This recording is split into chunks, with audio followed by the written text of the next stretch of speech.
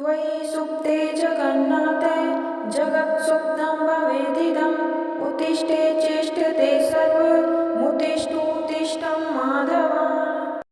राधे राधे। हरिओम। शंखासुर नामक राक्षस की यह देव उठनी एकादशी की व्रत कथा है। शंखासुर ने तीनों लोकों में बहुत ही उत्पात मचाया हुआ था। तब सभी देवताओं के आग्रह करने पर भगवान विष्णु ने उस राक्षस से युद्ध किया और यह युद्ध कई वर्षों तक चला। युद्ध में वह असुर मारा गया। इसके बाद भगवान विष्णु विश्राम करने चले गए। कार्तिक शुक्ल एकादशी के दिन भगवान विष्णु की निद्रा टूटी थी और सभी देवताओं ने भगवान विष्णु की पूजा की थी। शिव महापुराण के अनुसार पौराणिक समय में दैत्यों का राजा दंभ हुआ करता था। वह बहुत बड़ा विष्णु भक्त था। कई सालों तक उसके यहाँ संतान नहीं होने के कारण उसने शुक्राचार्य को अपना गुरु बनाकर उससे श्री कृष्ण मंत्र प्राप्त किया। यह मंत्र प्राप्त करके उसने पुष्कर सरोवर में घोर तपस्या की। भगवान विष्णु उसकी तपस्या से प्रसन्न हुए और उसे संतान प्राप्ति का वरदान दे दिया। भगवान विष्णु के वरदान से राजा दंभ के यहाँ एक पुत्र ने जन्म लिया। इस पुत्र का नाम शंखचूड़ रखा गया। बड़ा होकर शंखचूड़ ने ब्रह्मा जी को प्रसन्न करने के लिए पुष्कर में घोर तपस्या की। उसकी तपस्या से प्रसन्न होकर ब्रह्मा जी ने उसे वरदान मांगने को कहा। तब शंखचूड़ ने वरदान मांगा कि वह हमेशा अजर अमर रहे, वह कोई भी देवता उसे नहीं मार पाए। ब्रह्मा जी ने उसे यह वरदान दे दिया और कहा कि वह बद्री वन जाकर धर्मध्वज की पुत्री तुलसी जो तपस्या कर रही है उससे विवाह कर ले। शंखचूड़ ने वैसे ही किया और तुलसी के साथ विवाह के बाद सुखपूर्वक रहने लगा। उसने अपने बल से देवताओं, असुरों, दानवों, राक्षसों, गंधर्वों, नागों, किन्नरों, मनुष्यों और त्रिलोकी के सभी प्राणियों पर विजय प्राप्त कर ली।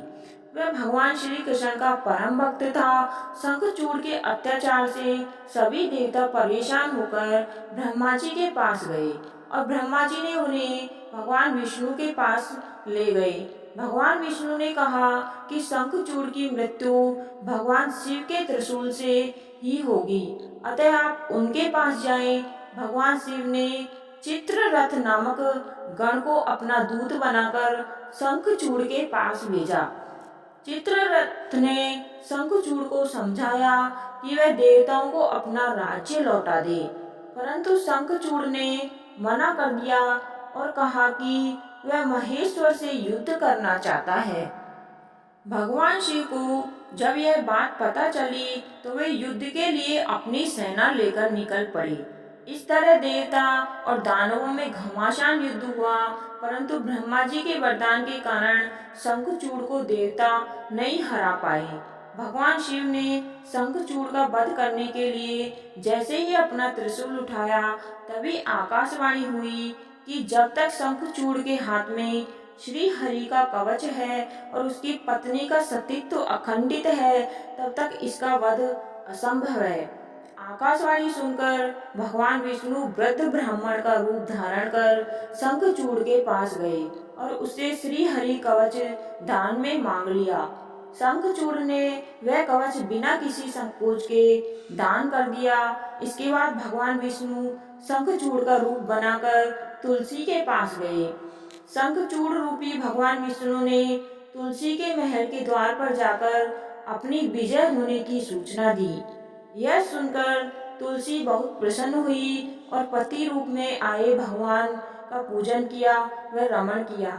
ऐसा करते ही तुलसी का सतीत्व खंडित हो गया और भगवान शिव ने युद्ध में अपने त्रिशूल से शंखचूड़ का वध कर दिया। तब तुलसी को पता चला कि वे उसके पति का नहीं है बल्कि ये तो भगवान विष्णु है। क्रोध में आकर तुलसी ने कहा कि आपने छल पूर्वक मेरा धर्म भ्रष्ट किया है और मेरे पति को मार डाला, अतः मैं आपको श्राप देती हूँ कि आप पाषाण होकर धरती पर रहें। तब भगवान विष्णु ने कहा, देवी तुम मेरे लिए भारतवर्ष में रहकर बहुत दिनों तक तपस्या कर चुकी हो। तुम्हारा यह शरीर नदी रूप में बदलकर गंडकी नामक नदी के रूप में प्रसिद्ध होगा। तुम पुष्पों में श्रेष्ठ तुलसी का वृक्ष बन जाओगी और सदा मेरे साथ रहोगी। तुम्हारे श्राप का सत्य करने के लिए मैं पाषाण शालिग्राम बनकर रहूंगा। गंडकी नदी के तट पर मेरा वास होगा। देव प्रबोधिनी एकादशी के दिन भगवान शालिग्राम व तुलसी का विवाह संपन्न कर मांगलिक कार्यों का प्रारंभ किया जाता है। हिंदू धर्म में मान्यता के अनुसार इस दिन तुलसी शालिग्राम विवाह करने से अपार पुण्य प्राप्त होते हैं। कहानी सुनने वाले और सुनाने वाले सभी का भला हो, आपकी सभी मनोकामनाएं पूर्ण हो। हिंदू त्योहारों की समस्त व्रत कथाएं सुनने के लिए चैनल को अभी सब्सक्राइब करें। धन्यवाद। आपका दिन शुभ हो। आप सभी को देव उठनी एकादशी की हार्दिक शुभकामनाएं। हरिओम।